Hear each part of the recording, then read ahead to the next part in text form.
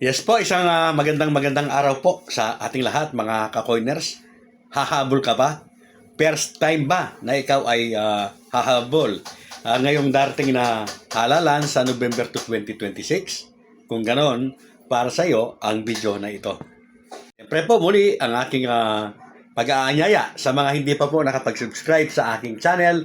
Kayo po ay aking malugod na inaanyayahan. Pakiclick po ang notification bell at all para palagi po yung updated sa aking mga bagong videos.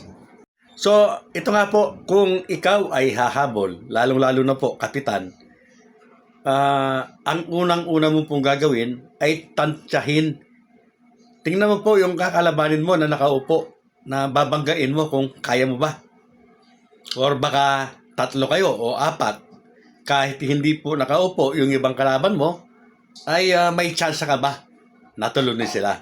Number 1 po yan na iisipin natin. Yan po ay kung talagang tapat tayo na gustong manungkulan. Ano po? Kasi marami po yung humahabol na alam naman nila na wala po silang panalo pero parang for joy lang, wala lang. Pero kung desidido po tayo, kailangan po ay nagtatansya tayo, tinataya natin kung ano po ang mangyayari. Pangalawa, kaya ba nating tustusan yung pong ating pangangampanya? Mabubuo po ba natin yung ating mga kagawad? At may kakayahan po ba tayo na kumuha po at magbayad ng mga poll watchers na napaka-importante? Ganon din po, kaya ba natin kumuha ng mga leaders sa bawat purok, sa bawat distrito o bawat iskinita? Mga kabarangay, yan po ay kailangan po natin kung tayo po ay hahabol, lalong-lalo na kung kapitan nga. Kung kagawad na naman po ay siyempre hindi na po masyadong gano'n naman kalaki yung kailangan nating budget, lalong-lalo na po kung meron tayong sinasamahan na team o grupo, hindi po partido wala pong partisan o partido itong barangay at SK election. Ngayon po, kung sa pagtansya po natin ay kaya natin, so go, sulong po, sumulong na po tayo. At tiyak na may ilalaban tayo kapag yung pong mga katanungan yan ay nasagot po natin. Pero kung hindi naman po, mag-isip-isip po tayo kasi sayang lang yung effort at kung gagastos ka ng kahit papaano ay masasayang din lamang po. Lalong-lalo na po kung ang yung babanggaing kalaban na nakaupo ay talagang nagtrabaho ng matino, maayos na namalakad, na mahala sa inyong barangay, mahal ng iyong mga kabarangay. Paano mo babanggain yan nakaupo siya at napakaganda ng record niya. Mahirap na banggain po, lalong-lalo na palagi ko po sinasabi, advantage po yung mga nakaupo dito po sa barangay at SK election po na ito. Bakit po kailangan na may leaders ka? Natural lamang po mga kabarangay. Dahil sila po yung makakatulong mo sa pangangampanya sa bawat purok, bawat distrito at bawat iskinita. At sila po ay karagdagang puwersa rin na butante para sa iyo.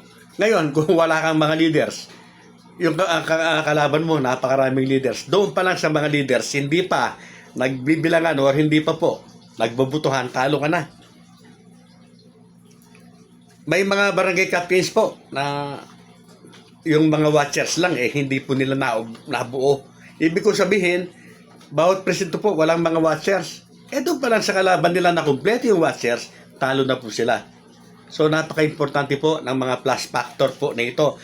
Yan po yung mga dagdag na ayudang boto para sa iyo. Leaders, supporters, watchers, followers, mga nagtatrabaho sa iyo kagaya po ng mga leaflets distributor, yung mga MPT mo na umiikot, may nag-a-announce, may sound system ka, yung pong gagamitin mo dyan na kahit pa paano po ay may sweldo, ay dagdag na boto na po yan para sa iyo. Pero kung wala ka po yan at hindi mo po kaya, napakahirap po para sa iyo ang manalo. Ito po, vice versa naman reverse naman ito. Kung halimbawa naman po, ang inyong makakalaban na nakaupo ay wala pong ginawa, pa 2 terms na siya o pa 3 terms na siya, wala siyang ginawa, pero nananalo siya. Bakit? Kasi nga may budget siya, may mga leaders siya, may mga watchers siya, kumpleto po, recados. pwede mo siyang talunin kung, yun nga po, kailangan kumpleto rin ang rekado ng iyong grupo, ang iyong makinarya. Dahil kahit na po na walang ginawa yung iyong kalaban, kung kulang po sa langis ang iyong makina, in the long run, ika nga po, matatalo ka rin. Kaya po paghandaan mo, lalong-lalo na kung may laban ka naman sa nakaupo or sa mga makakalaban mo pa. Kung talagang nakikita mo na may laban ka, lumaban ka na talagang nakahanda. Uulitin ko po, kailangan mo po ng budget para makakuha ka ng maraming leaders, mga tutulong po sa iyo sa iyong kandidatura. Kaya mong tustusan yung gastusin, pamerienda sa mga nagtatrabaho sa iyo, mga leaflets na kailangan ipamigay, sample ballots. Yes po, kailangan mo yan. At higit sa lahat, kailangan may watchers ka. Dahil sila po ang magbabantay ng bilang ng iyong mga boto. At sila rin yung magsasabi kung dinadaya ka. Kung wala ka pong mga ganyan. Kahit na ang kalaban mo po ay talagang sinusuka na nga. Sabi nga, pero malamang sa alamang, matatalo ka pa rin kapag hindi ka talaga nakahanda.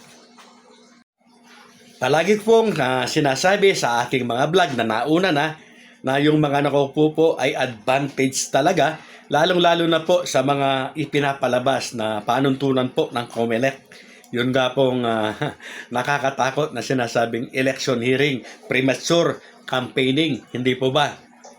Mga kabarangay, ito naman po yung sinasabi ko lagi na wag naman tayong lalabag doon sa sinasabi nila, pero kailangan po na nakahanda at may tapang po tayo. Alalahanin po natin at isipin po natin na yung pagpapakilala in advance ay hindi po pangangampanya. Hindi po kayo pwedeng kasuhan ng premature campaigning kung nagpapakilala pa lamang po kayo or nagpapahayag na kayo po ay hahabol. Ito nga pong ating Vice Presidente nagpahayag na, nahahabol na sa pagkapangulo sa 2028. Pero, premature campaigning po ba yan? Bawal po ba? Mga kabarangay, lahat po ng sinabi o sinasabi na bawal po ng COMELEC ay tingnan po natin at pwede po na tayong gumawa ng hakbang na hindi po tayo makakasuhan ng premature campaigning. Kailangan na po na magpakilala na po kayo ngayon at kumilos na. Yan lamang po ang aking masasabi. Sa susunod po ay uunti-unting ko na po yung tips paano po ninyo i-seminar ang inyo pong mga poll watchers na napakahalaga po at napaka-importante. Yes po, tatalakayin ko po yan ng libre para po sa inyo. Lalong-lalo na kayo po ng mga baguhan na hahabol. Hindi lamang po yung kukuha kayo ng watchers ng mga leaders na hindi po alam kung ano ang ipapagawa po sa kanila. Hindi po ba? So, abangan po ninyo at malapit na. Ang barangay election po ay hindi lamang po papormahan, pagandahang lalaki o pasikatan. Kailangan po talaga na may programa ka, may plano ka, may budget ka. Dahil uulitin ko po, kahit na ikaw ang pinakasikat, pinakamagaling sa inyo pong barangay, kung hahabol ka, lalong-lalo na po sa pagkakapitan, kulang ka sa budget, kulang ka sa tauhan, hindi po aandar ang iyong makinarya. Malamang po sa alamang na matatalo ka nga. Pero kung ikaw po ay nakahanda at ang binabangga mo ay talagang mabuya, ika nga, pwedeng buwagin. Yes po, may tsansa po na matalo mo siya. So, muli po mga kabarangay, Coiners Ring, maraming salamat po sa inyong pagtitiwala, suporta, at sa mga bashers naman po, hindi po para sa inyo ang aking mga videos. At siya nga po pala, maidagdag ko lang kahit dito po sa pinakadulo ng aking video.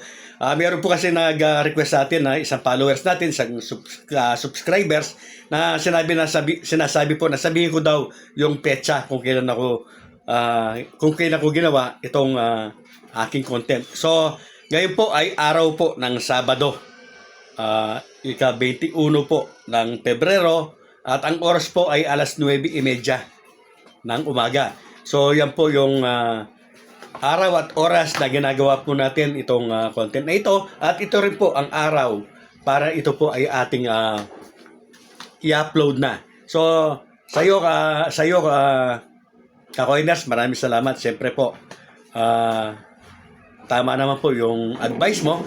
Sa mga susunod at darating ko pa po mga bagong videos, ay sasabihin ko na po yung petsa, oras at araw kung kailan ko ginawa ang content. Maraming salamat muli sa iyo.